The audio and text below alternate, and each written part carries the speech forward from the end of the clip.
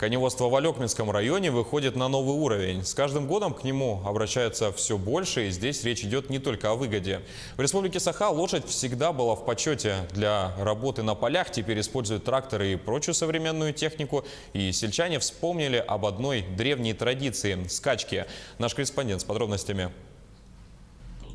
Чистокровных скакунов в Алекминском районе можно по пальцам пересчитать. Один из этого ряда у Вячеслава Нарахаева. Живет он в Старом Допарае, здесь же держит своего султана. Жеребец чистокровный. Этот-то привезли у него Казахстана.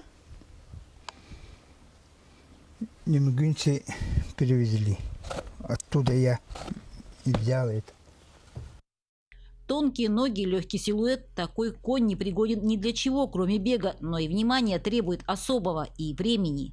Времени, которого не хватает сельчанину. Постоянно на него этот-то ухода надо. Чистить надо,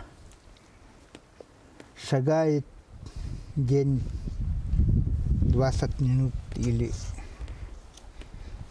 полчаса. У меня некогда этот. Султан показал свою скорость на районных скачках.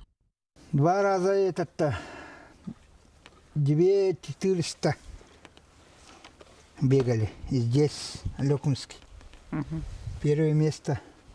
В Кылахе у Германа Грязнухина ромбик. Герман сам участвует в скачках. Для него конь не просто вложение, с детства привязан к ним. Как и положено, есть табун, а ромбик здесь, рядом.